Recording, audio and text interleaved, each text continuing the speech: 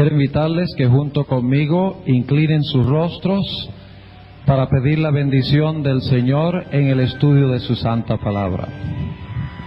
Amante Padre Celestial, en esta noche nuevamente se reúne tu pueblo en este lugar para estudiar tu santa palabra y para escuchar tu voz.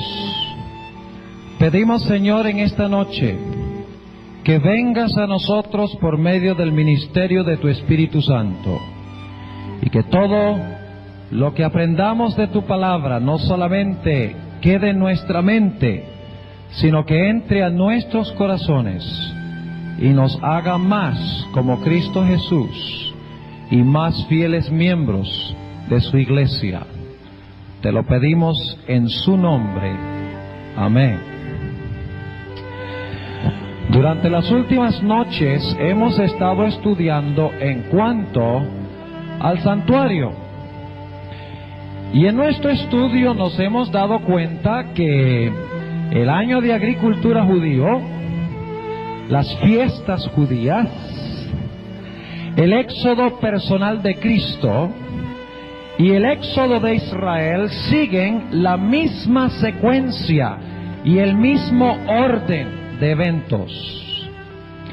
En esta noche queremos ver cómo el santuario describe en detalle la historia de la iglesia cristiana, desde su comienzo hasta su final.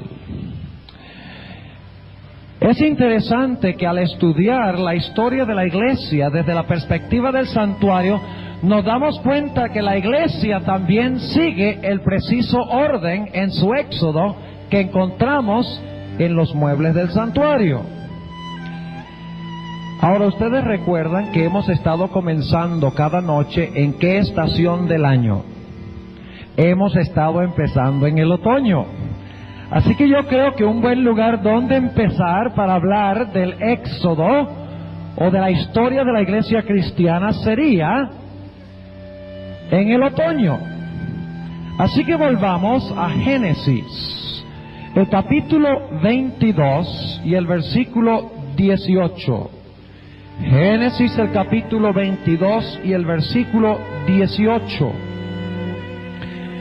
Está hablando de la experiencia cuando Abraham ofreció a su hijo sobre el altar. Ahora sabemos que Isaac no murió, murió en figura, porque dice en Hebreos el capítulo 11 que Abraham lo recibió de entre los muertos en figura, es decir, es una ilustración de la muerte y la resurrección de Cristo, y también es una ilustración de que nosotros debemos morir, pero hay un sustituto en nuestro lugar. Ahora, en este contexto encontramos el versículo de Génesis 22, 18. Ya lo hemos leído. Antes de leer Génesis 22, 18, sin embargo, permítame decirles que en Génesis 22, Abraham es un símbolo de Dios el Padre, e Isaac es un símbolo de su Hijo, Jesús. Y ustedes dirán, ¿cómo sabemos nosotros eso? Bueno, hay varias razones por las cuales lo sabemos. En primer lugar, ustedes notan que en la historia, el que carga el cuchillo y el fuego, ¿quién es? Abraham el Padre. Mientras que el que carga la leña y es colocado sobre la leña, ¿quién fue? Isaac. Y la Biblia nos dice explícitamente que Isaac fue colocado encima de la leña. ¿Sobre qué fue colocado Cristo Jesús? Fue colocado sobre una cruz. ¿Y de qué estaba hecha esa cruz? De madera. O sea que tenemos en el símbolo del altar, la madera, tenemos un símbolo de la cruz donde fue colocado Cristo Jesús. Pero los instrumentos del castigo estaban en manos ¿de quién?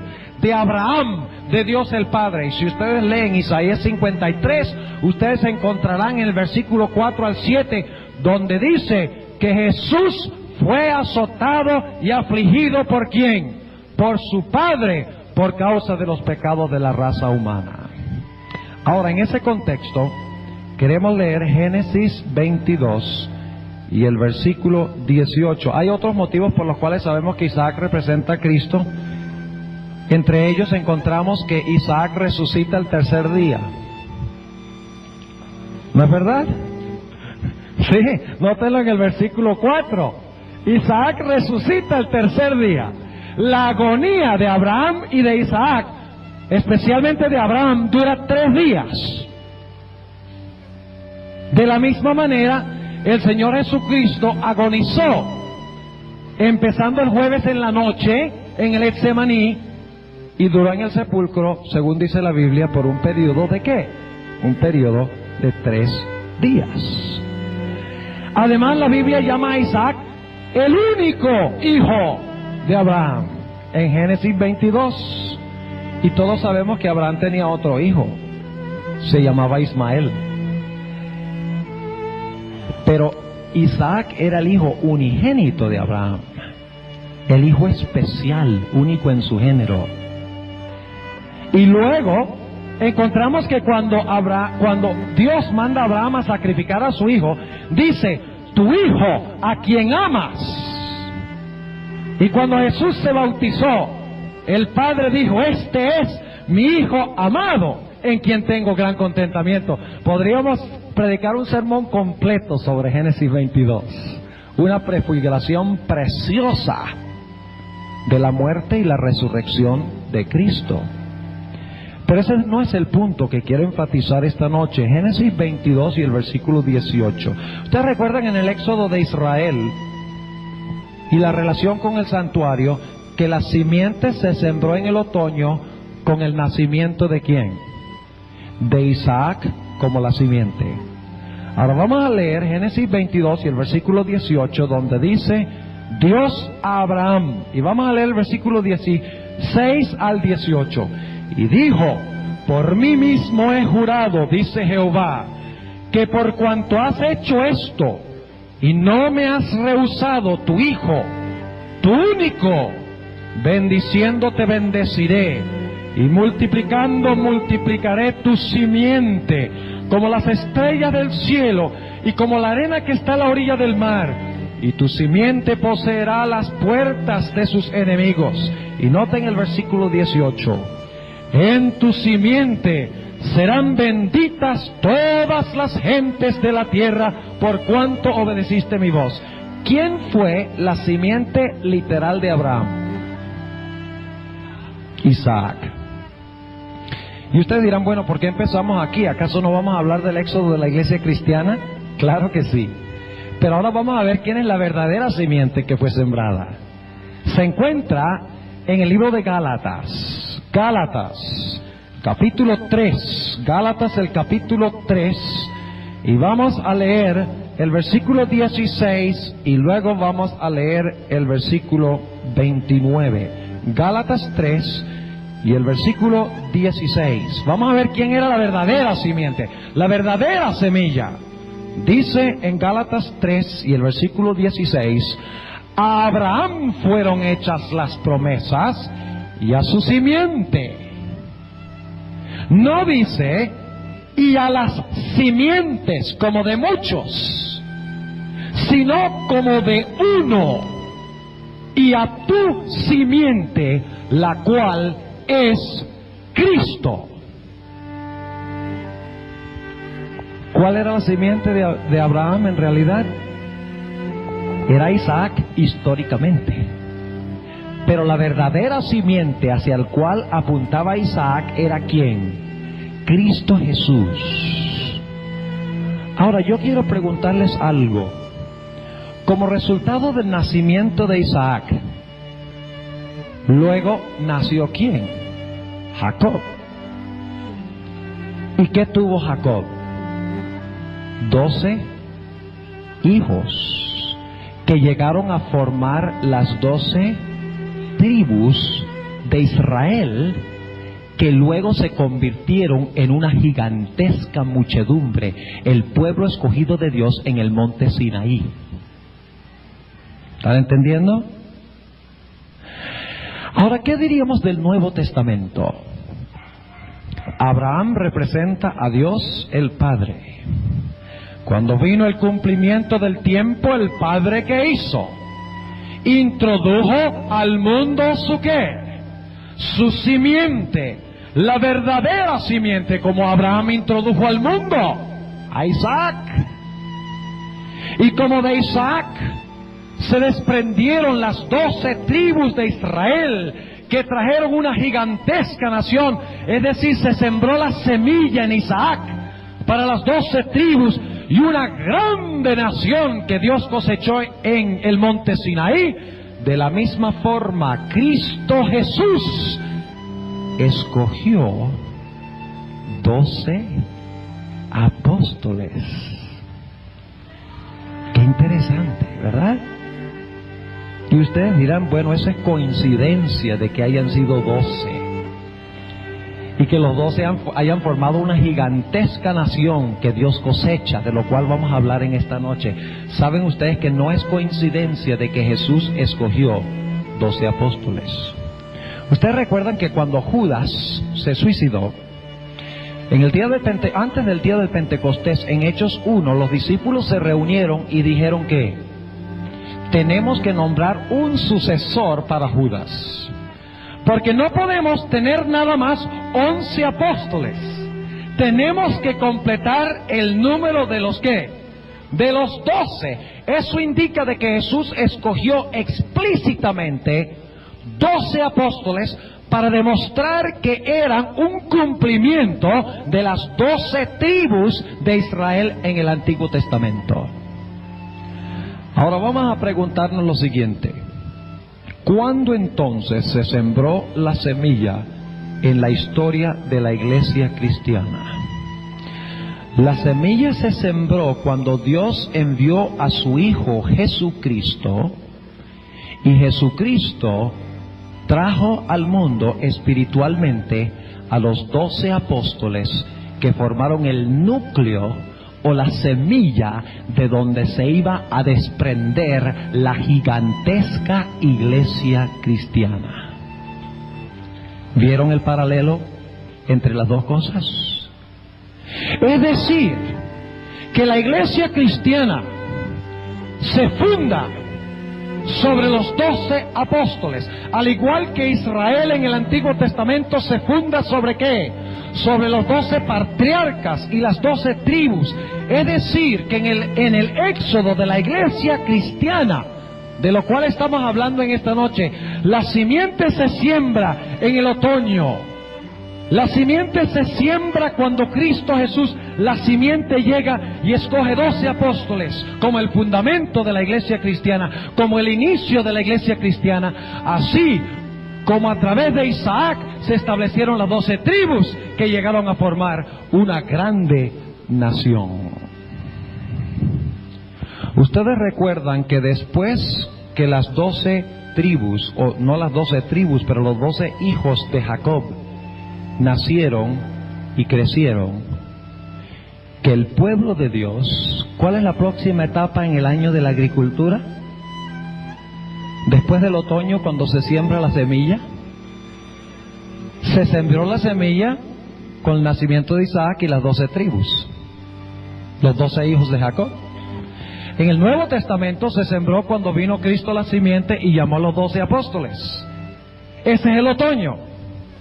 Ahora hablemos un momentico del invierno. ¿Cuándo es el invierno de la iglesia cristiana? ¿Qué características tenía el invierno? El invierno era ¿qué? Oscuro, frío, infértil. Y ustedes recuerdan en el éxodo de Israel de Egipto que se dio una profecía exacta de tiempo que ellos iban a pasar cautivos al poder del dragón. Y leímos en Éxodo 12, 40 y 41 de que esa profecía de tiempo que decía cuánto tiempo iban ellos a pasar en Egipto oprimidos bajo tinieblas, se cumplió el mismo día que terminaron los 400 años profetizados en Génesis, el capítulo 15 y el versículo 16.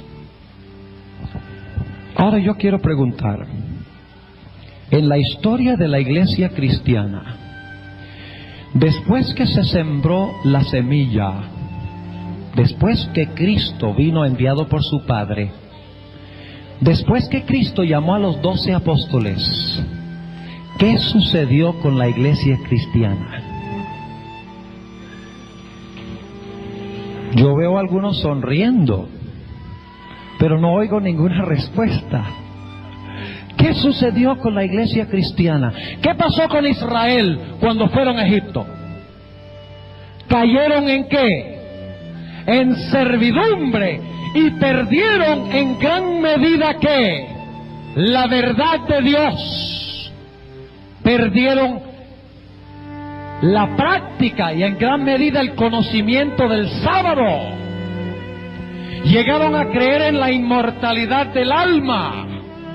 Llegaron a adorar imágenes de dioses. Inclusive llegaron a concebir posiblemente de que Faraón era un dios, el dios Sol. Es decir, que la verdad de Dios fue pisoteada y el pueblo de Dios perdió la verdad y cayó en tinieblas, cayó en error. Y como resultado que vino sobre el pueblo, servidumbre, esclavitud, oscuridad. Ahora vayamos al cumplimiento. Después que los 12 apóstoles formaron el fundamento, el núcleo o la simiente de la iglesia, para lo que iba a ser finalmente en el cielo una multitud de salvos que nadie podía contar. Después que los apóstoles murieron, ¿qué sucedió? La iglesia cristiana empezó a perder ¿qué? La verdad de Dios.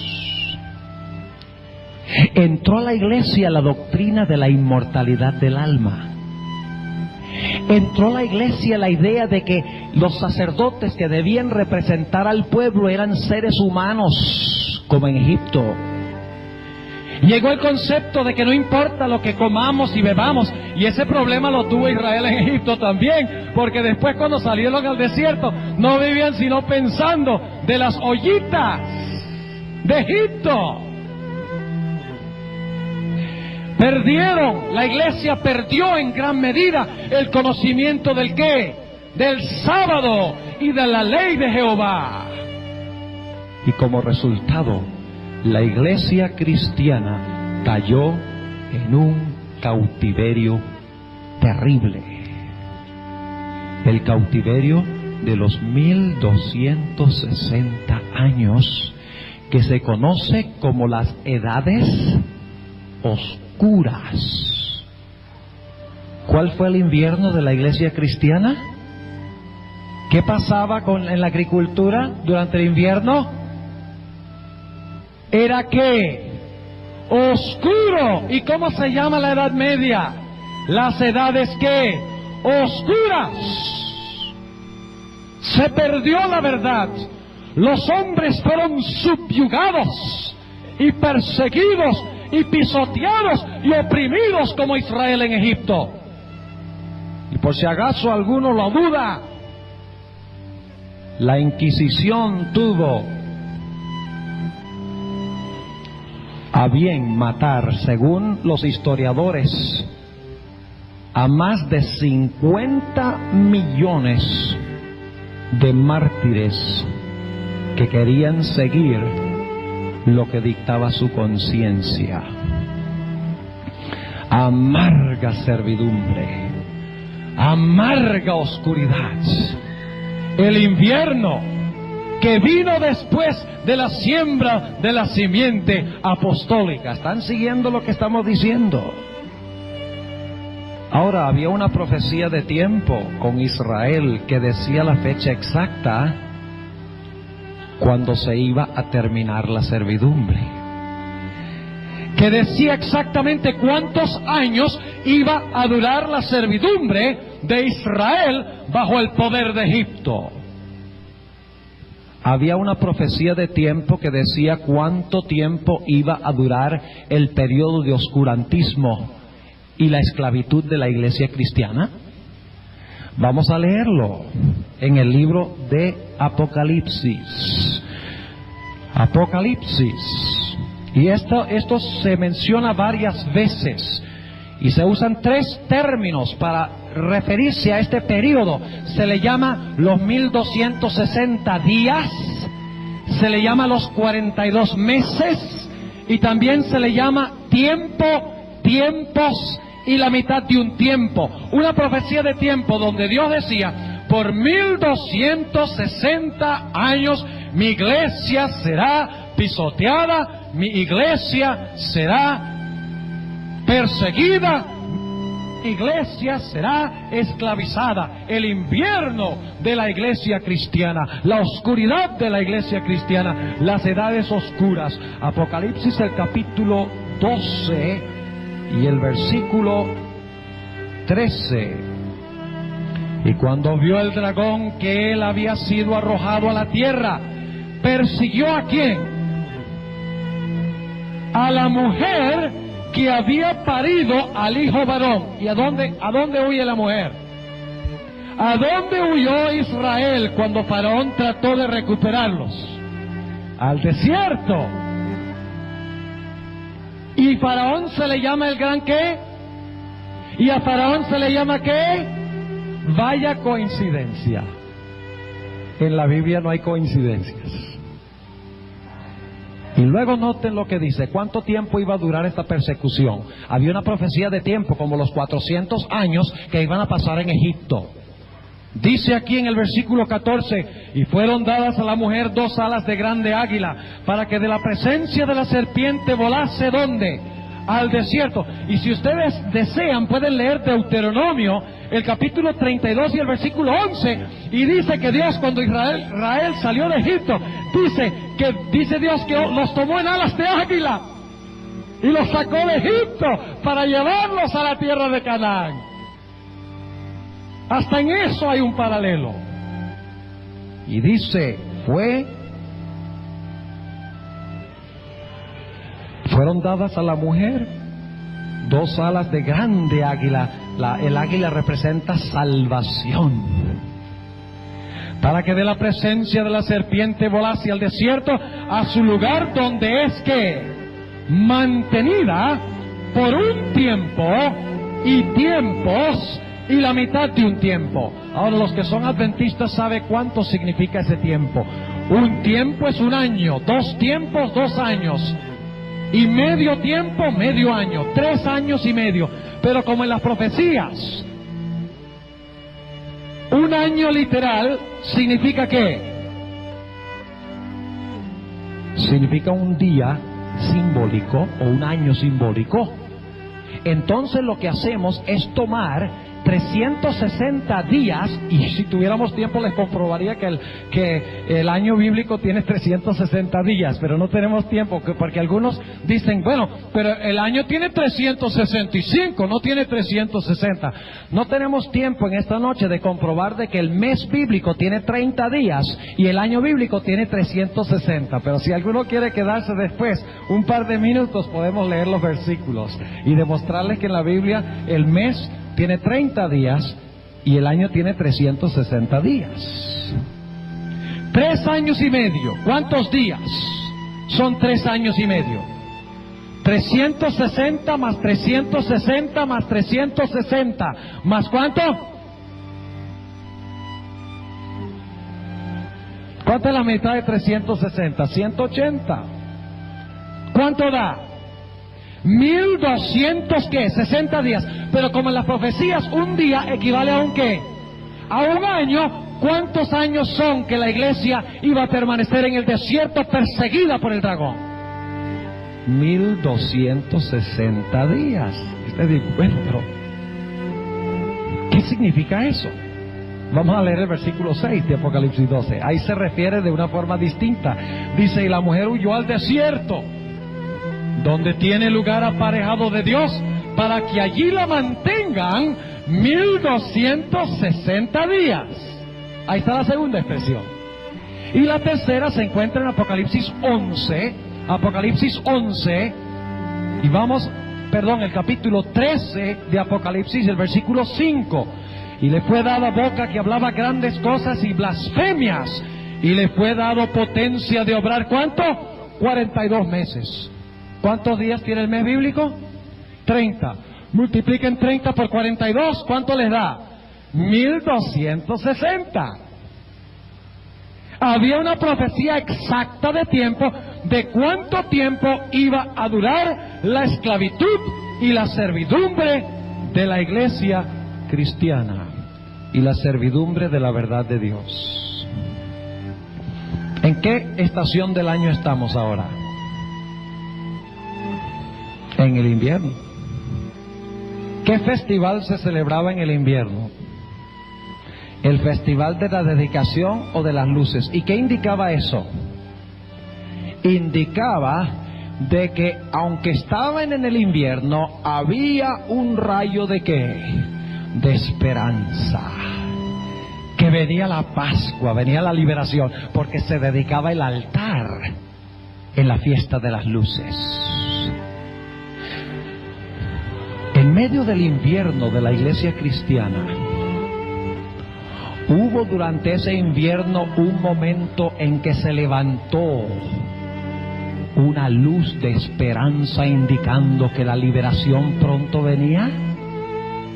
¿Cómo llamamos esa luz? La Reforma Protestante. Y noten lo que dice con respecto a eso. Y eso es durante el invierno de la iglesia, porque Martín Lutero se levantó en 1517 y trajo una luz gloriosa, y trajo ánimo espiritual, y trajo esperanza a muchos de que venían mejores días. La opresión se iba a acabar, la verdad de Dios se iba a restituir nuevamente. La iglesia en la cual se levantó Martín Lutero, se dice algo muy interesante en cuanto a ella. Apocalipsis, el capítulo 2 y el versículo 28. Aquí está hablando de la iglesia de Tiatira. ¿Cuál es el periodo de la iglesia de Tiatira, adventistas? Es la iglesia de la Edad Media. La iglesia del periodo cuando Jezabel trae idolatría e inmoralidad en medio del pueblo de Dios. Tiatira es 538 a 1798. ¿Y qué le da Dios a la iglesia de Tiatira? Le da un rayo de esperanza. Noten el versículo 28. Y le daré la estrella de la mañana. ¿Qué es la estrella de la mañana? ¿Cómo se llama la estrella de la mañana?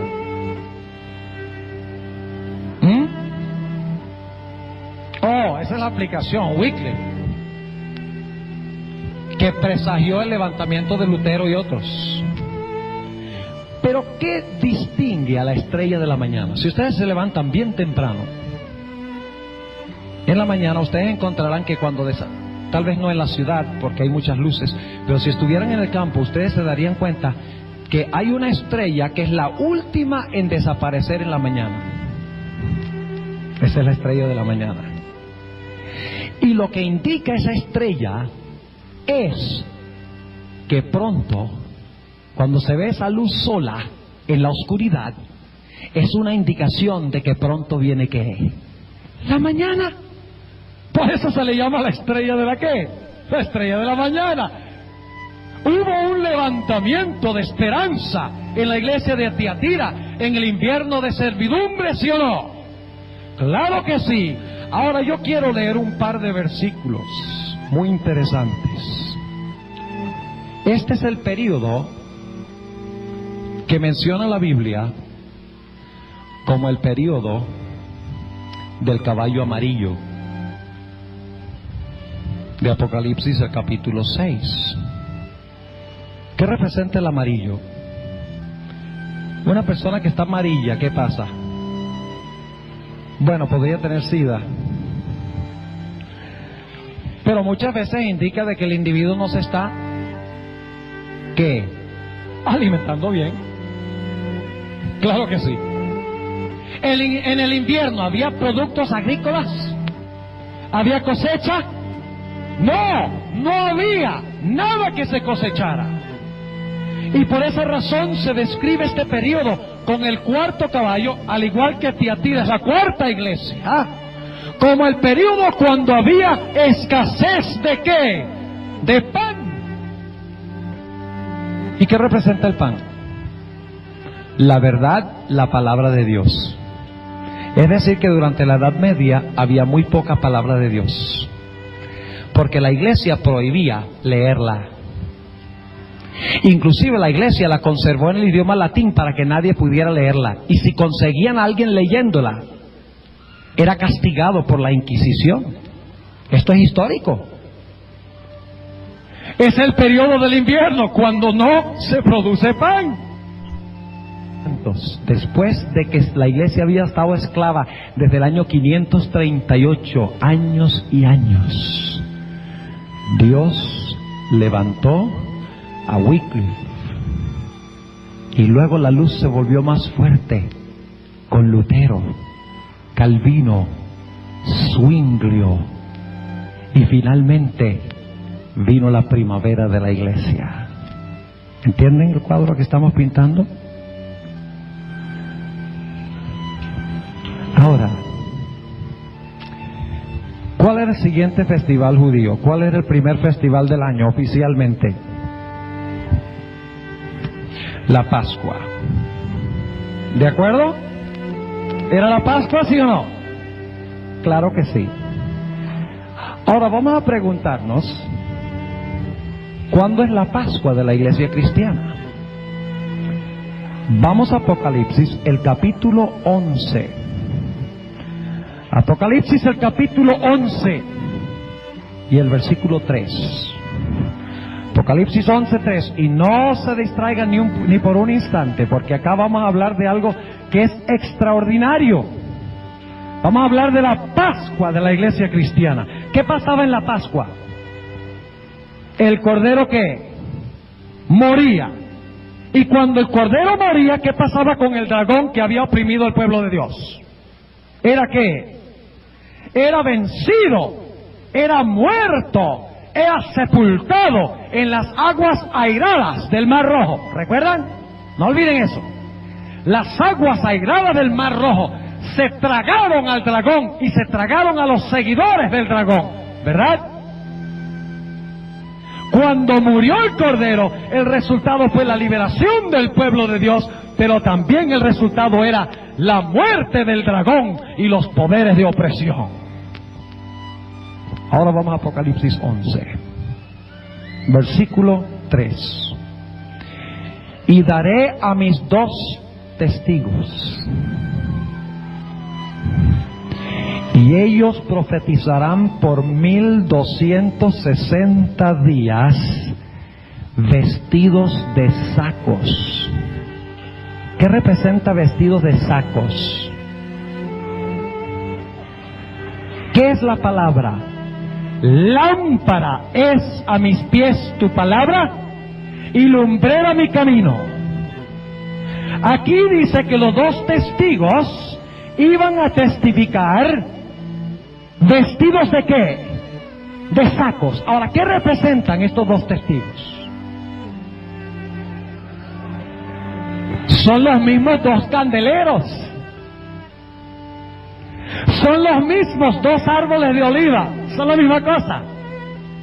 Lo único es que se están tratando de enfatizar 3 cosas.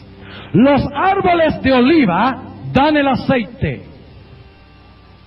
El aceite cae en los candeleros. Y los candeleros dan testimonio. ¿Cuántos entienden lo que estoy diciendo? ¿Entienden? Por eso vamos a encontrar que se dice, estos son los 2 testigos, estos son los 2 candeleros, estas son las 2 olivas. Y algunos dicen, bueno, ¿qué son al fin y al cabo? ¿Son candeleros, son olivas o son testigos? Son las 3 cosas. Porque el aceite de oliva cae al candelero y el candelero da ¿qué cosa? Y el candelero da su luz. Pero los 2 testigos aparentemente no están dando mucha luz, porque están vestidos ¿de qué? De sacos, están de luto. ¿Y de qué color es el luto? Negro. ¿Y de qué color es la noche? Negro. ¿Estamos en el invierno, sí o no? Durante los 1260 días. Hay evidencia tras evidencia de que estamos hablando del periodo de esclavitud. Es el invierno o la oscuridad. Pero ahora sigamos leyendo. Dicho sea de paso, si ustedes quieren saber que estos dos testigos representan la Biblia, pueden leer por ejemplo Juan 5:39, donde Jesús dice: escudriñad las Escrituras, porque a vosotros os parece que en ellas tenéis la vida eterna, y ellas son las que dan testimonio de mí. ¿Qué da testimonio de Jesús? La Biblia. Y algunos dirán: sí, pero eso es solamente el Antiguo Testamento. Bueno, también dice en el Evangelio según San Juan algo en cuanto al Nuevo Testamento. Vamos a anotarlo en el Evangelio según San Juan. El Evangelio según San Juan, el capítulo 21 y el versículo 23. Y vamos a ver que el Nuevo Testamento también da testimonio. El Antiguo da testimonio y el Nuevo da testimonio. ¿Testimonio de quién? De Cristo. Dice en el versículo 23: salió entonces este dicho entre los hermanos, que aquel discípulo no había de morir. Mas Jesús no le dijo: no morirás, sino: si quiero que él quede hasta que yo venga, ¿qué a ti? Este es aquel discípulo, está hablando el apóstol San Juan. Este es aquel discípulo que da ¿qué? Testimonio de estas cosas. ¿Y qué más? Y escribió estas cosas, y sabemos que su testimonio es verdadero. El Nuevo Testamento también da testimonio. Por eso son dos testigos, el Antiguo y el Nuevo Testamento. Y por si acaso alguno todavía se pregunta, recuerden que la espada tiene dos filos. Y la espada representa ¿qué? La palabra de Dios. Efesios 6:17. La espada del Espíritu es la palabra de Dios. Pero la espada tiene dos filos, el Antiguo y el Nuevo Testamento. ¿Quiénes son los dos testigos entonces? ¿Qué pasó durante el invierno, los 1260 años? ¿Profetizó de qué? ¿De luto? ¿En oscuridad? ¿No había pan? ¿Qué es la Biblia? ¿La Biblia es pan, sí o no? ¡Claro! No solo de pan vivirá el hombre, sino de toda palabra que sale de la boca de Dios. El pan representa la Biblia. Y durante este periodo escasea el pan y hay una abundancia ¿de qué? De oscuridad. El mayor enemigo que tenemos es el reloj. Porque hay tanto que se podría decir de esto. Pero volvamos a Apocalipsis. Y seguimos hablando de los testigos. ¿Y qué son los testigos? A ver, ¿qué son los testigos? La Biblia. ¿Y qué es la Biblia? La palabra de Dios. Un momentico. ¿Jesús no es el que es la palabra de Dios? ¿Jesús no es la palabra de Dios? ¿Cómo es que la Biblia es la palabra de Dios si Jesús es la palabra de Dios? ¿De quién da testimonio la Biblia? Jesús es la palabra de Dios en persona. La Biblia es la palabra de Dios escrita. Lo cual significa que el que rechaza la palabra de Dios escrita está rechazando ¿a quién? Eso es serio. Ahora sigamos. Vamos al versículo 3 nuevamente. Y daré a mis dos testigos y ellos profetizarán por 1260 días vestidos de sacos. Estas son las dos olivas y los dos candeleros que están delante del Dios de la tierra. Y si alguno les quisiere dañar, sale fuego de la boca de ellos y devora a sus enemigos. Y si alguno les quisiere hacer daño, es necesario que él así sea muerto. Ahora noten el versículo 6. Estos tienen potestad ¿de qué? De cerrar el cielo para que no llueva en los días de su profecía. Y noten la segunda parte del versículo. Tienen poder para que no caiga ¿qué? Lluvia. ¿Y qué representa la lluvia?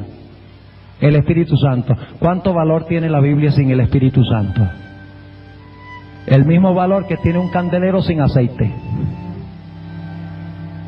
Pero tiene otra cosa que hace la palabra de Dios. Noten la última parte del versículo 6. Y tienen poder sobre las aguas. ¿Qué representan las aguas proféticamente? Las muchedumbres. Tienen poder para convertir las aguas, es decir, las muchedumbres, para convertirlas ¿en qué? En sangre, y para herir la tierra con toda plaga cuantas veces quisieren. Ahora vamos a repasar rápidamente. ¿Cuándo se sembró la semilla? Cuando vino Cristo y escogió ¿qué? A los 12 apóstoles. ¿Cuándo es el invierno? Eso es en el otoño. ¿Cuándo es el invierno? Cuando la iglesia entra ¿en qué? Esclavitud y servidumbre. Las edades oscuras. Cuando no hay luz. Cuando los testigos profetizan en sacos y en silicio, dice un poco más adelante en el capítulo 11, sacos y silicio. Pero luego en medio del invierno se levanta una luz de esperanza. La estrella de la mañana, la reforma protestante, trayendo nuevamente la Biblia en el idioma del pueblo.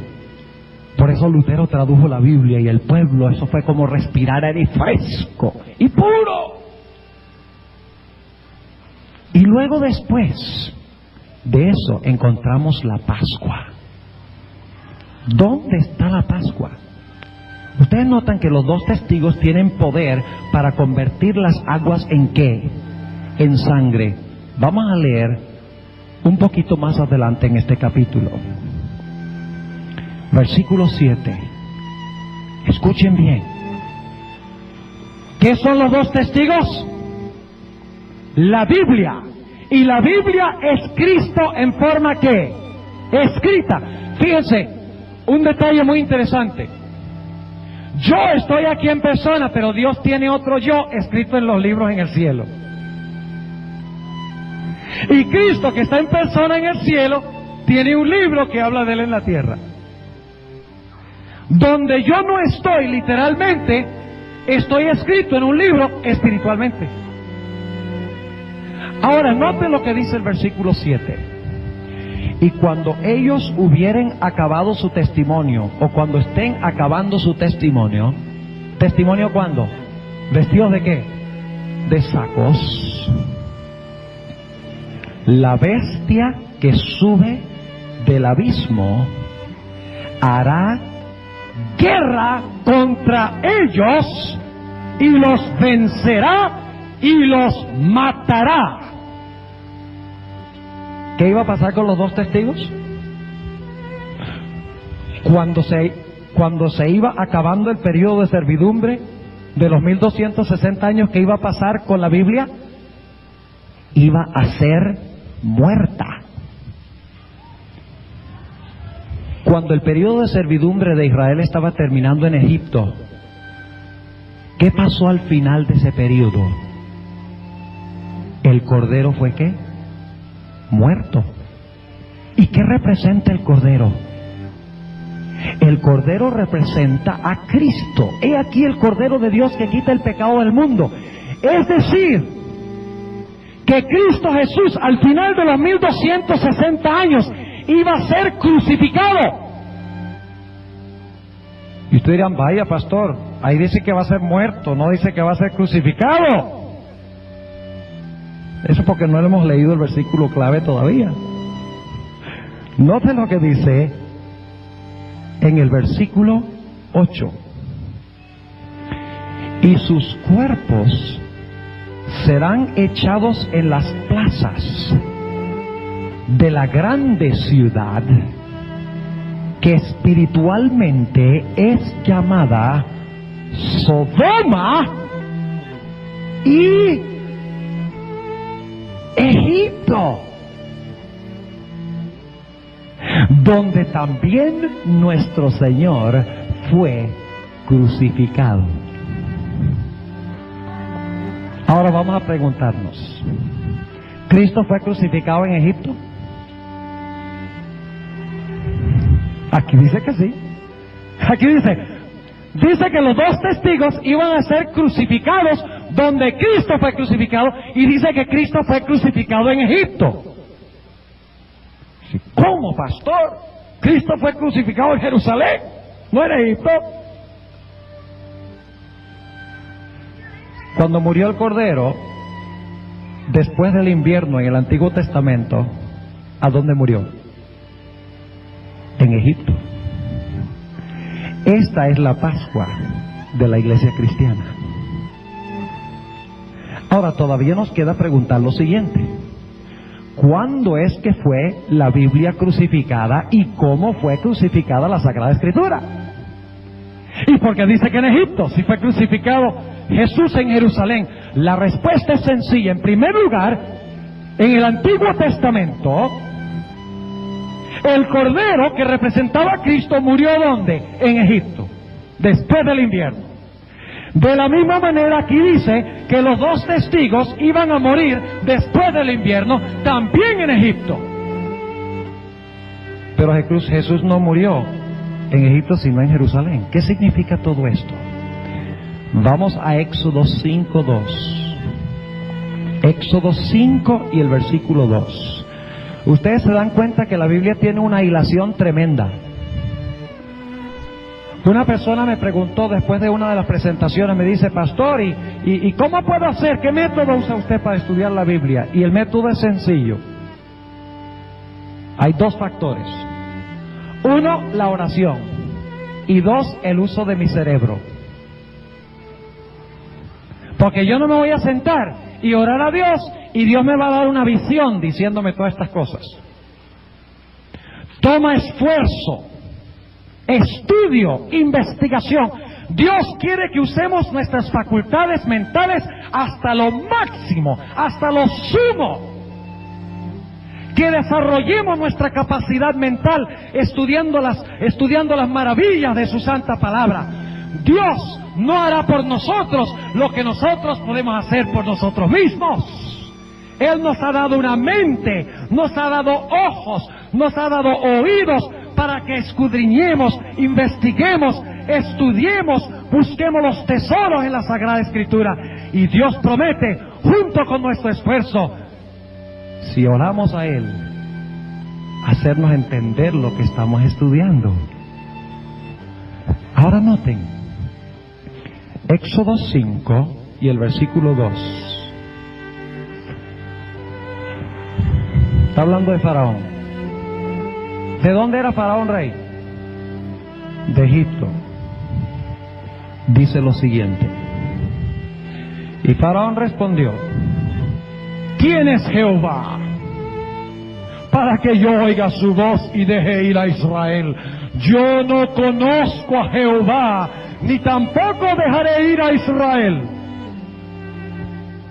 ¿Cuál era la actitud de Faraón? Era un ateo, porque rehusaba reconocer la existencia del Dios vivo. Ahora, ustedes recuerdan que los 1260 años van desde el año 538 hasta el año 1798. Los que han sido adventistas mucho tiempo saben eso, espero que lo sepan. Y dice en Apocalipsis, donde leímos que cuando los testigos estuvieran acabando su testimonio, es que se iba a levantar este poder que se llama Egipto para matar a los dos testigos.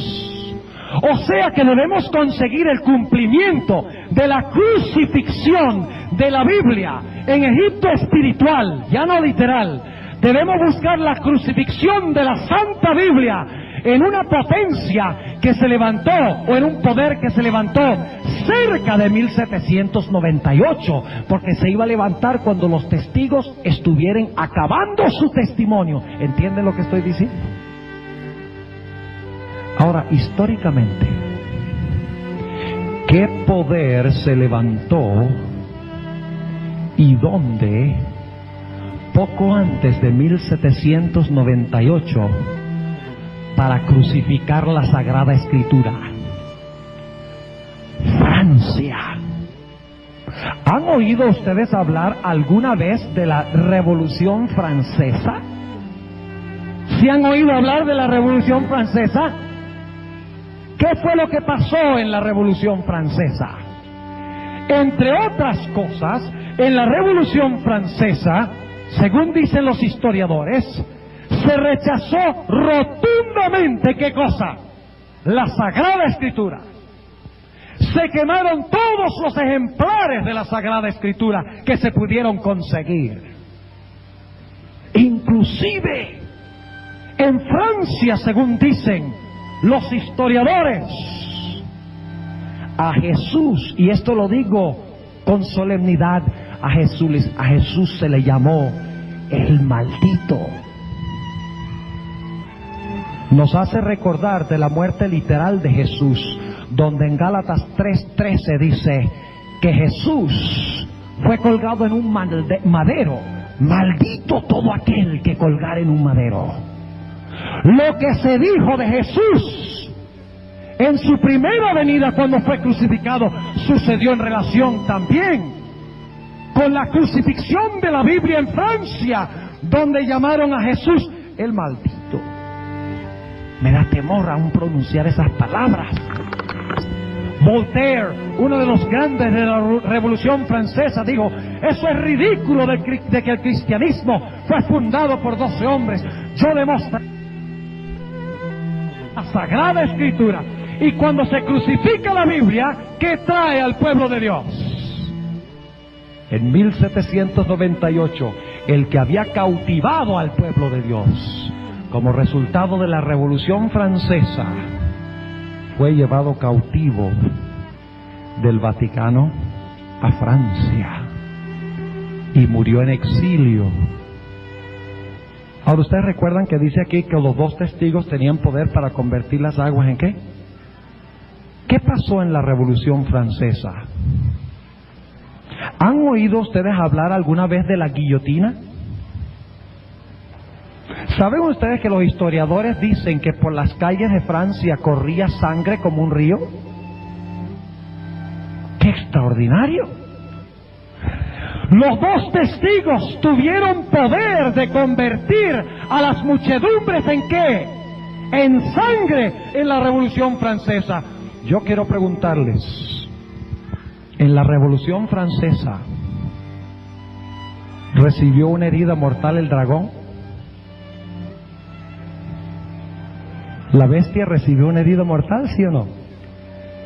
Cuando Israel salió de Egipto, ¿el faraón y todos sus ejércitos fueron sepultados en las aguas? En Francia, la nobleza y los sacerdotes y la iglesia fue sepultada en sangre. Fue sepultada por las aguas y las muchedumbres airadas contra la opresión que había existido durante la Edad Media, durante la Edad Oscura. Sí. O sea que la muerte de la Biblia trajo ¿qué?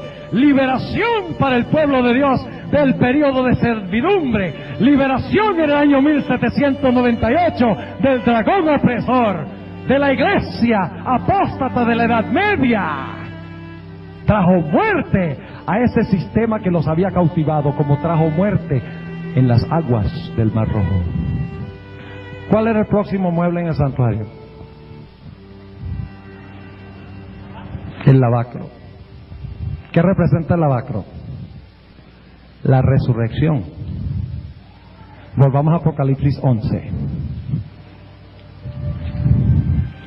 Hasta ahora los testigos están en el altar, los crucificaron y los mataron. Y quedaron muertos, ¿no? Cuando a Cristo lo crucificaron, quedó muerto. No. Después de 3 días, ¿qué pasó con Cristo? Y luego después de su resurrección, ¿qué hizo? Ascendió. ¿Entienden lo que estamos diciendo? Ahora vamos a Apocalipsis 11 nuevamente. ¿Saben ustedes que también la gente se burlaba de Cristo y de la Biblia en la Revolución Francesa?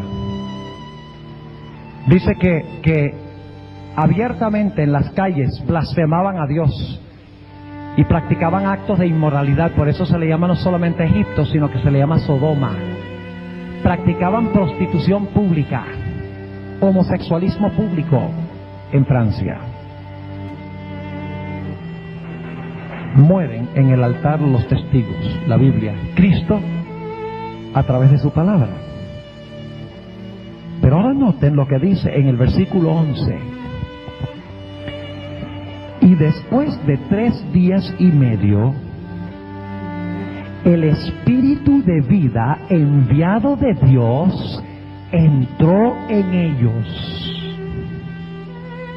Y se alzaron sobre sus pies. Y vino gran temor sobre los que los vieron. Ahora yo les pregunto, cuando Cristo murió, ¿hubo un gigantesco qué? ¿Hubo lo mismo en Francia? Noten lo que dice en el capítulo 11 y el versículo 13. Y en aquella hora fue hecho un gran ¿qué? Temblor de tierra. Cuando Cristo murió, un temblor. Cuando la Biblia fue crucificada, un temblor. Pero dice que al igual que Cristo murió y resucitó, los 2 testigos, Cristo en la Biblia, después de morir, dice que entró en él espíritu de ¿qué? Espíritu de vida enviado de Dios. ¿Quién resucitó a Cristo según vimos en el tema de anoche? El Espíritu Santo. Entró en ellos y se alzaron sobre sus pies y vino gran temor sobre los que los vieron. ¿Y luego qué hicieron los 2 testigos?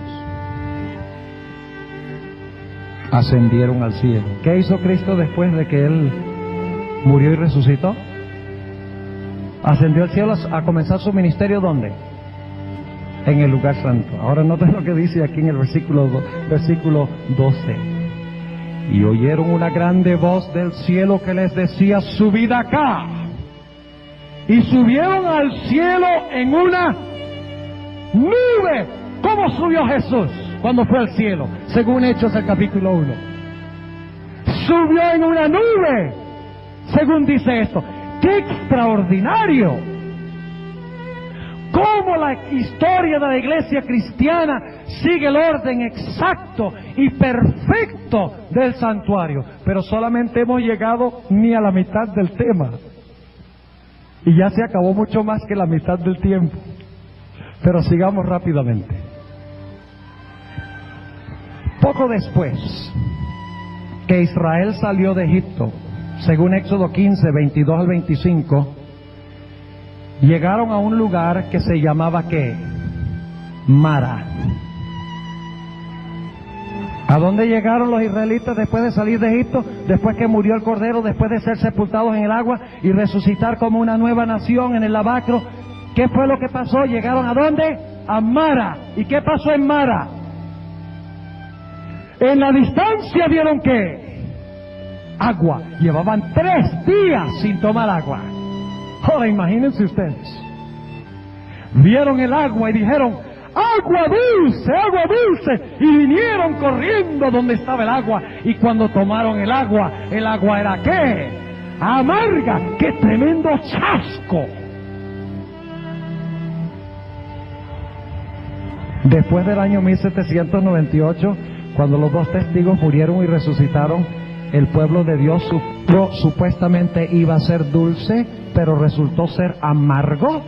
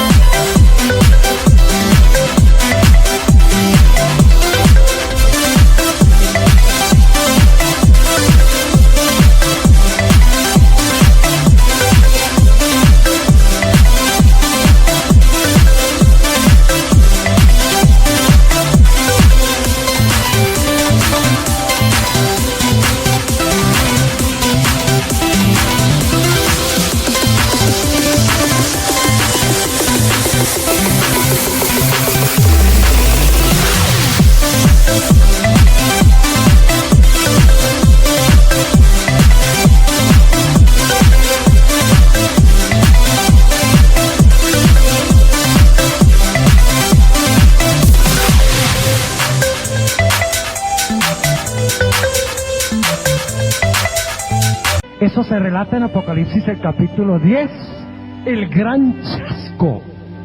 Ahora, Israel salió de Egipto dirigido ¿por qué? Por la columna de fuego y la columna de nube. Ahora, quiero preguntar, ¿la iglesia, después del periodo de cautiverio, salió dirigido por una columna de fuego, sí o no? Noten Apocalipsis el capítulo 10. Apocalipsis el capítulo 10 y el versículo 1. Y vi otro ángel fuerte descender del cielo. Y este ángel es Cristo, dicho sea de paso. ¿Quién estaba en la nube con los israelitas? ¿Quién estaba en la columna de fuego? ¿Quién era ese? Cristo mismo. Y aquí dice, vi otro ángel fuerte descender del cielo cercado de una nube, y el arco celeste sobre su cabeza, y su rostro era como el ¿qué? Como el sol, y sus pies como ¿qué? Columnas de fuego. El remanente es dirigido en su éxodo de la Edad Media por aquel que tiene piernas que son como columnas de fuego. ¿Y qué era lo que dirigía Israel? La columna de fuego. Ahora, ¿qué representaba esa columna de fuego? ¿Cuál era el propósito de la columna de fuego? Ya lo leímos en Éxodo. Era el propósito de alumbrar sus pies de noche. ¿Qué dice el Salmo 119, 105? Lámpara es a mis pies tu palabra y lumbrera mi camino. Ahora el pueblo es dirigido en su éxodo, como los testigos han resucitado, es dirigido en su éxodo del cautiverio de la Edad Media. ¿Por qué? Por la palabra de Dios. Vamos a leerlo en el Salmo 105. Salmo 105 y el versículo 43 al 45. Salmo 105 y el versículo 43 al 45. Un pasaje muy interesante que explica por qué Dios sacó a su pueblo de Israel. Dios sacó a su pueblo de Israel con la intención de que ellos hicieran algo. Él quería establecerlos en Canaán, pero antes de entrar a Canaán tenían que hacer algo. Noten el Salmo 105 y el versículo 43 al 45. Salmo 105 y el versículo 43 al 45. Dice, y sacó a su pueblo con gozo, es decir, lo sacó de Egipto con gozo, con júbilo a sus escogidos, y dióles las tierras de las gentes, y las labores de las naciones heredaron. ¿Y por qué les dio Dios eso? Para que guardasen sus estatutos y observasen sus leyes. ¡Aleluya! Hoy hay muchas iglesias que les gusta decir ¡aleluya! Pero según esto, Dios sacó a su pueblo de Egipto y los llevó a Canaán para que guardaran su ley. ¡Aleluya! No es posible decir aleluya sin guardar la santa ley de Jehová. Fueron sacados por la columna de fuego que alumbraba sus pies, que era la palabra de Dios, pero más específicamente la santa ley.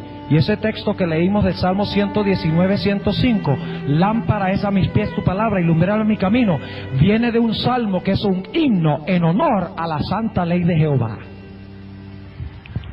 Ahora tenemos que avanzar más rápidamente. ¿Cuál es el próximo festival?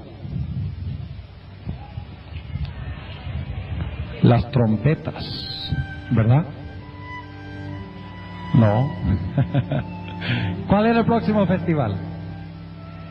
El Pentecostés.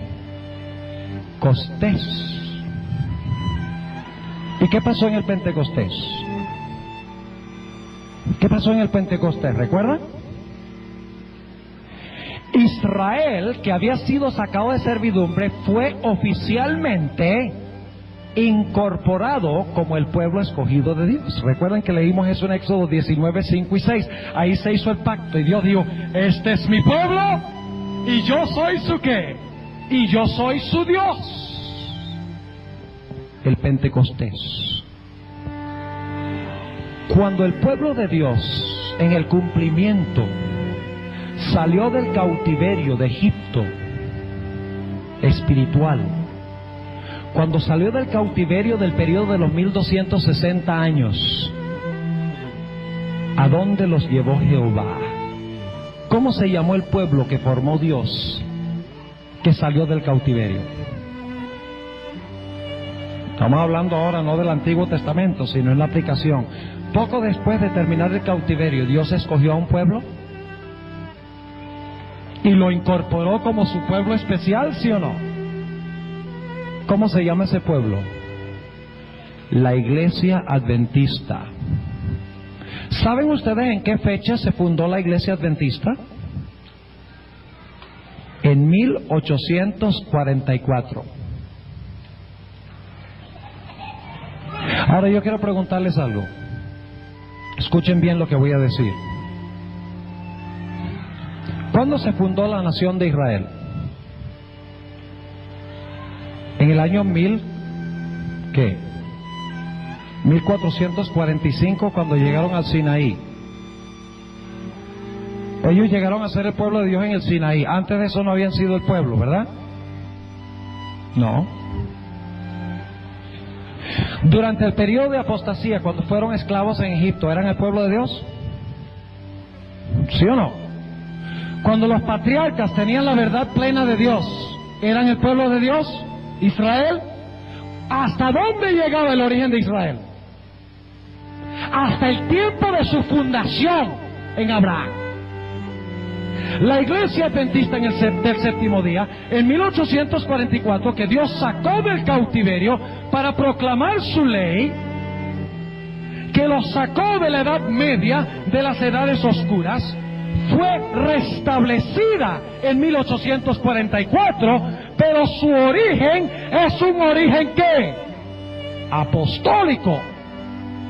Porque las doctrinas que enseña la Iglesia Adventista son doctrinas que enseñaban los apóstoles. Lo que hace que una iglesia sea apostólica no es que pretenda ser apostólica, sino que enseñe y practique lo que enseñaron los apóstoles. Y si yo leo mi Biblia correctamente, los apóstoles guardaron el sábado. ¿Cierto? Los apóstoles guardaban el sábado. Ahora, ¿qué hubo en el Sinaí?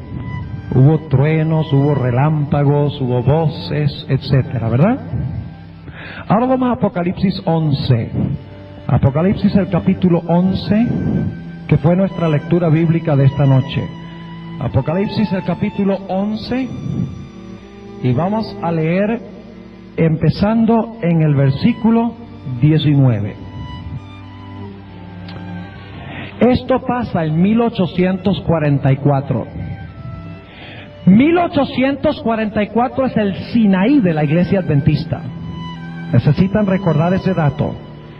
1844 es el Sinaí de la Iglesia Adventista. Dice en el capítulo 11 y el versículo 19: y el templo de Dios fue abierto en el cielo, y el arca de su testamento fue vista en su templo, y fueron hechos ¿qué? Relámpagos y voces y truenos y terremotos y grande ¿qué? Y grande granizo, lo mismo que hubo en el monte Sinaí. Dios levantó al pueblo adventista en 1844 en armonía con la profecía de los 2300 días. Ese es el Pentecostés, cuando el pueblo fue oficialmente incorporado como el pueblo especial y escogido de Dios. Ahora yo quiero preguntarles, ¿quién dirigía al pueblo de Israel fuera de la nube? ¿Quién era su líder visible, terrenal? Moisés. ¿Era Moisés profeta de Dios? ¿Lo levantó Dios para conducir al pueblo a Canaán? ¿Dejó Moisés testimonios escritos? ¿Dio Moisés la excusa de que él no sabía hablar cuando Dios lo llamó? ¿El pueblo lo criticó y lo ultrajó? Claro que sí. Ahora contéstenme esto: ¿levantó Dios en 1844 también a una mensajera? ¿Sí? ¿Cómo se llamaba? Elena G. de White. Elena G. de White fue criticada ultrajada, sí, y todavía lo es, aún después de muerta. Elena G. de White dejó testimonios escritos para conducir a su pueblo a Canaán. Elena G. de White se quejó de que no sabía hablar. Claro que sí. Ahora fíjense, al igual que en el Sinaí, Moisés recibió de Dios información en cuanto al santuario, la ley, el sábado, el diezmo, la organización que debía tener Israel, el hecho de que no se debían usar prendas. Ustedes pueden leer eso en Éxodo 33 y Éxodo 35, donde Dios mandó a toda la gente: quítense los anillos y los zarcillos y quítense todo ese oro y tráiganlo al santuario y dedíquenselo a Dios para que Dios lo use para construir los diferentes implementos del santuario. Dios les mandó a quitar sus prendas en el Sinaí. Y le dio las instrucciones ¿a quién? A Moisés. Están en la Biblia. ¿Dio Dios las mismas instrucciones a través de Elena White? ¿Tiene la hermana Elena de White mucho que decir en cuanto al diezmo? ¿En cuanto al sábado? ¿En cuanto a la ley? ¿En cuanto al diezmo? ¿En cuanto a la organización de la iglesia? ¿En cuanto a las joyas y otras normas cristianas? Claro que sí. El Pentecostés de la iglesia adventista, 1844, cuando se ve el santuario, la ley y el sábado. Lo preciso que reveló Dios, ¿dónde? En el monte Sinaí. Y en Apocalipsis 11:19 dice que en ese momento se oyeron voces, truenos, hubo relámpagos y un terremoto. Lo mismo que sucedió en el Sinaí cuando se reveló la santa ley de Jehová. Dios escogió al pueblo adventista y le encomendó su ley y su sábado en 1844 en la experiencia del Sinaí. ¿Qué viene después del Pentecostés y de la terminación de la primavera? ¿Qué viene? El verano. ¿Y cómo es el verano? Seco, caliente, infértil. ¿Dónde deberíamos estar nosotros ahora? ¿Ustedes creen que era el plan de Dios de que la iglesia adventista estuviera en el mundo todavía? Ustedes recuerdan que cuando hablamos del éxodo de Israel, dijimos que era el plan de Dios de que el Sinaí fuera el Pentecostés y también que trompetas, hubo trompetas, expiación, hubo separación, y tabernáculos era el plan llevarlos directamente a tabernacular, por así decirlo, en la tierra de Canaán. Rápido era el propósito de Dios. Pero el pueblo llegó a un lugar que se llamaba Cades Barnea. Y Dios dijo: tomen la tierra. ¿A través de cuántos hombres? 2. Josué y Caleb.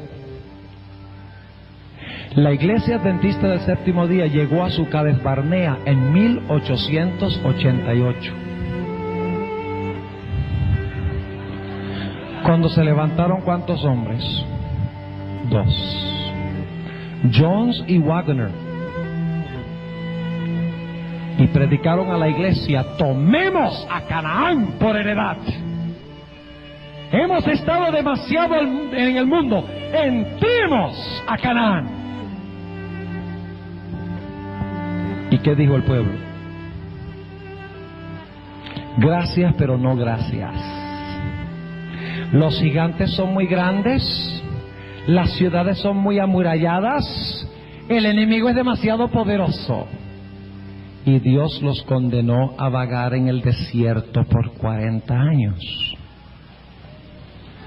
Después del Sinaí de la iglesia adventista, 1844, el Pentecostés del adventismo, estaban todos los elementos necesarios para el día de expiación, concluir rápido y entrar al cielo. Si ustedes no creen eso, pueden leer en el libro Evangelismo varias páginas, página 503 a la 505, donde la hermana White dice, si hubieran aceptado el mensaje como debía ser en 1844 y hubieran introducido la verdad en el templo del alma, dice que poco después de 1844 el pueblo hubiera entrado a la Canaán celestial.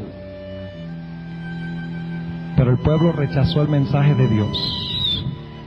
Y por lo tanto ahora, ¿dónde está la iglesia adventista? Vagando en el mundo, dando vueltas y vueltas en el mundo infértil, el mundo lleno de violencia, crimen, problemas, conflictos, dando la vuelta de los 40 años, por así decirlo, y llevamos más de 100 años desde 1888 vagando en el desierto. Ustedes recuerdan que con Israel, y vamos a avanzar rápidamente a las 3 festividades y las voy a conectar todas. Ustedes recuerdan que era el plan de Dios de que el Pentecostés y los últimos 3 festivales se realizaran en rápida sucesión sin el verano. Era el mismo propósito de Dios con nosotros los adventistas, que después de 1844 se realizara el Pentecostés, el día de expiación, y entráramos inmediatamente, pero por causa de la incredulidad del pueblo, en vez de realizarse las trompetas, el día de expiación y los tabernáculos, vagamos en el desierto, y esas fiestas todavía están por cumplirse. Y ustedes dirán, pero pastor, un momentico, ¿acaso 1844 no comenzó el día de expiación? ¿Y no se tocaron las trompetas con los mileritas? ¿Cómo así que todavía el día de expiación y la fiesta de trompetas tienen que realizarse? Voy a mencionar rápidamente lo que quiero decir. El juicio de Dios tiene 2 etapas. El juicio investigador de Dios tiene 2 etapas. La primera etapa es el juicio que comenzó en 1844, que comenzó con los ¿qué? Con los muertos. Pero dice la sierva de Dios que cerca del tiempo cuando se cierre la puerta de la gracia, Cristo empezará el juicio ¿de qué? De los vivos. ¿Saben ustedes qué base usa la hermana White para defender ese concepto de que Cristo tiene 2 etapas en la purificación del santuario celestial? El juicio de los muertos en 1844 y el juicio de los vivos al final de la historia del mundo, antes del cierre de la puerta de la gracia.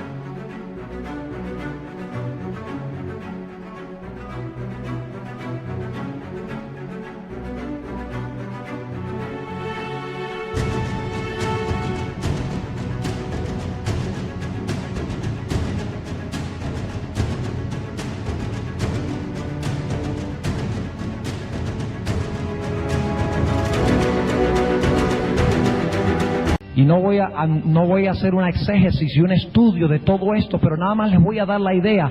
El Señor Jesucristo en su primera venida purificó el templo 2 veces. En Juan 2 dice que Cristo purificó el templo al principio de su ministerio. Mientras que el Señor Jesucristo, según nos dice también en el Evangelio según San Mateo, al final del capítulo 22, el Señor Jesucristo purificó el templo ¿qué? Al final de su ministerio. Y ella dice, de la misma manera, Cristo en su ministerio celestial comenzó el juicio de los muertos en 1844, pero nuevamente se proclamarán las trompetas anunciando que está por empezar el juicio de los vivos. ¿Ustedes recuerdan los mileritas cuando tocaron las trompetas, anunciaron los mensajes de los 3 ángeles? Hubo el fuerte clamor de medianoche que se dio en el verano de 1844, anunciando: el esposo viene, preparaos para recibirle. Ese era el fuerte clamor de la parábola de Mateo 25, anunciando de que Cristo iba a venir en 1844, que no vino a la tierra, sino que vino a su ¿qué? A su templo, en el santuario celestial, al lugar santísimo. Pero yo les pregunto, ¿habrá otro fuerte clamor de medianoche? ¿Cómo se llama? El fuerte clamor del cuarto ángel. ¿Y qué va a anunciar el fuerte clamor del cuarto ángel? Va a anunciar que se está iniciando ¿qué cosa? El juicio de los vivos. El fuerte clamor del cuarto ángel, cuando muchedumbres escucharán el mensaje con poder y entrarán a la iglesia remanente de Dios. Es el mismo festival de trompetas, anunciando que el juicio de los vivos está próximo a comenzar, o que está comenzando, y que está por concluir, no el juicio de los muertos que comenzó en 1844, sino que está por empezar y concluir la fase final, el juicio de los vivos.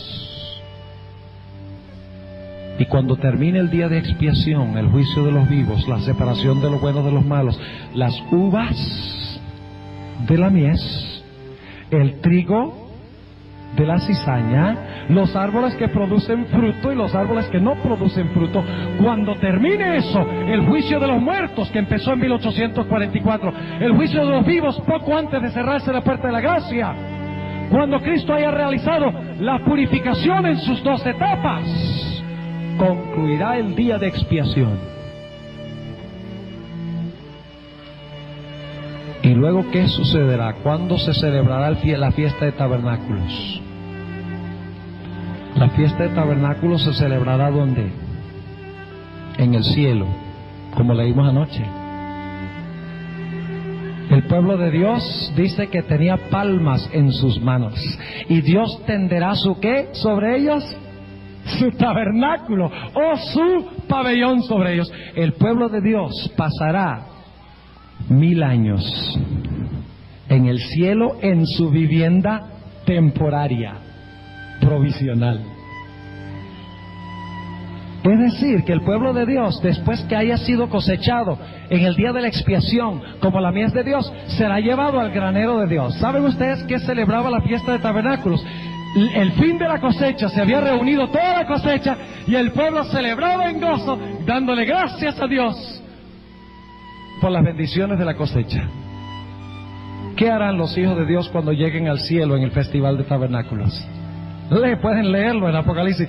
Dice que cantarán de gozo porque ellos han sido cosechados como el trigo de Dios. Y luego, después de los 1000 años, ¿qué sucederá? Ustedes saben que en el festival de tabernáculos todos los israelitas, los varones, tenían que ir ¿a dónde? A Jerusalén, de sus hogares. Y luego hacían tabernáculos de ramas de árboles y de flores y toda clase de plantas. Hacían tabernáculos en las colinas y habitaban allí durante un periodo de 7 días. Y había una celebración especial también el 8º día. Y después de que ellos habían celebrado el festival, volvían ¿dónde? A sus hogares. El pueblo de Dios irá ¿a dónde? Durante el 7º milenio. No estoy poniendo fecha para la segunda venida. Al cielo. ¿Cuántos días duraba el festival de tabernáculos? 7 días. Pero luego, ¿qué sucederá después de eso? El pueblo de Dios regresará a donde ellos vivían antes. Y Dios hará una tierra nueva. y el pueblo de Dios celebrará el 8º día del Festival de Tabernáculos, que era el día más solemne y especial y lleno de gozo del Festival de Tabernáculos. Yo no sé de ustedes, pero yo anhelo ese día. Lo anhelo, estoy cansado de este mundo. No quiero volver a Cali el próximo año. Al menos que estemos aquí en la tierra, ¿no? Entonces sí, pero yo creo que sería lindo, mucho más lindo sentarnos en el cielo a escuchar a Cristo, que a lo mejor predica más corto que yo, o posiblemente mucho más largo, porque la Biblia dice que el Señor Jesucristo predicaba todo el día. ¿Y ustedes creen que yo predico largo? Señor Jesucristo predicaba todo el día, ni se acordaba que tenía hambre, y tampoco se acordaba que la gente tenía hambre, sino hasta después, y dice, ay, pero no podemos mandar a la gente sin comer, y le da comida. ¿Ustedes creen que yo predico largo? El apóstol Pablo predica largo, predicó tan largo que se le durmió uno en la ventana y se cayó. Dice que predicó toda la noche, óigame, y yo lo dejo ir a la casa a las 9.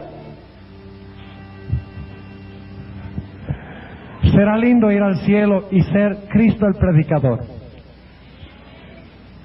Y no tendremos problemas con transporte, porque después del sermón todos volaremos a nuestras casas. Yo anhelo ese día. Estamos en la fase final de la obra de Cristo. ¿No es maravilloso cómo el éxodo de la iglesia sigue el mismo orden del santuario? Es una maravilla cómo todas estas cosas concuerdan tan perfectamente, en todo su orden correcto, los detalles correctos, en el más ínfimo detalle, perfecto. ¿Y saben algo? Yo estoy en la iglesia adventista porque yo encuentro en el éxodo del santuario que Dios levantó al pueblo adventista exactamente como lo dijo después de la liberación de la Edad Media. En 1844 Dios levantó esta iglesia en el Pentecostés, en el Sinaí, y yo sé que esta es la iglesia de Dios porque fue levantada en armonía con la profecía del santuario. Ninguna otra iglesia puede pretender haberse levantado en 1844 con un profeta que pretendía no poder hablar, que fue criticada, que dejó testimonios de cómo podíamos llegar a Canaán. Ninguna otra iglesia. El santuario indica que hay una sola iglesia verdadera, la iglesia adventista. Ahora permítame decirles que hay muchos verdaderos hijos de Dios en las otras iglesias. Estamos hablando de la verdadera iglesia. No estoy diciendo que en otras iglesias no hay verdaderos hijos de Dios. Como individuos hay verdaderos hijos de Dios, pero como iglesia hay una sola. Porque hay una sola que se levantó en armonía con el calendario del santuario tal cual lo estableció Dios. La iglesia adventista, cuando se cumplió la profecía de los 2300 días, allí surgió la iglesia. Yo considero un privilegio pertenecer a la iglesia adventista. Pertenezco a ella no porque pertenecieron mis padres, sino porque yo tengo el convencimiento de que esta es la iglesia de Dios. Ahora, posiblemente las visitas no hayan entendido algunas cosas esta noche, especialmente con relación a los últimos 3 festivales. Habría que trazar punto por punto y tomaría mucho tiempo. Pero yo creo que se comprendió lo suficiente como para ver de que Dios tiene un calendario profético muy preciso y exacto. Y Él levanta a su pueblo en el momento preciso, cuando dice la profecía del santuario. En esta noche yo no voy a hacer un llamado de que vengan aquí al frente. Pero yo quiero hacer un llamado de todas maneras, en primer lugar, a los que son adventistas. ¿Cuántos de ustedes en esta noche, en la oración que yo voy a elevar a Dios, quieren decirle a Dios, gracias Señor por haberme sacado de las tinieblas a tu luz admirable? Gracias por el privilegio de pertenecer a tu iglesia. Gloria al Señor. Pueden quedarse sentados. Nada más levanten la mano. Ahora yo quiero preguntar a las visitas, aquellos que no son miembros de la Iglesia Adventista del Séptimo Día, aquellos que no han sido bautizados en la iglesia, la verdadera iglesia de Dios, como lo indican las profecías. ¿Cuántos de ustedes quieren decir, yo quiero seguir estudiando estas cosas? Y yo quiero, por la gracia de Cristo Jesús, al estudiarlas, al encontrar cuál es la verdadera iglesia, yo deseo unirme a esa iglesia algún día pronto. Levanten la mano y déjenla levantada, aquellos que no son miembros de la iglesia. Gloria al Señor, qué linda respuesta. Yo quiero que mantengan la mano levantada. Si se cansan, consigan un Moisés al lado, que les mantenga la mano arriba. Yo quiero que Dios vea las manos. Él sabe todo, pero yo quiero que el Señor vea las manos. Ahora quiero pedirles que inclinen sus rostros con las manos arriba, para pedirle al Señor que eso sea una realidad. Amante Padre Celestial, en esta noche hemos estudiado el éxodo de tu iglesia. Hemos visto puntos altos y puntos bajos. Hemos visto su invierno. Estamos ahora en el verano, pero sabemos que todo funciona en perfecta armonía con tu calendario y que estamos cerca del fin de la historia del mundo y que pronto tu iglesia irá a pasar la eternidad contigo. Te doy gracias en esta noche por los hermanos y hermanas de la iglesia que han expresado una reconsagración y una gratitud a ti por pertenecer a tu iglesia. Y oro en forma especial, muy especial, por aquellas personas que en este momento tienen las manos alzadas a ti, como si fuera tratando de alcanzar tu mano, para tomarte de la mano y pertenecer a ti y a tu iglesia. Te pido, Señor, que tú no permitas que nada ni nadie en este mundo, ni los demonios siquiera, puedan desanimar a estas almas de unirse a tu iglesia. Dales valentía de oponerse a Satanás, a los demonios, al mundo, si es necesario a la familia, a los amigos, a los compañeros de trabajo, y decir: es menester que yo obedezca a Dios antes que a los hombres. Gracias, Señor, por contestar esta petición. Y yo sé que tú lo harás, porque te lo pido en el nombre y por los méritos de Cristo, nuestro precioso Salvador. Amén.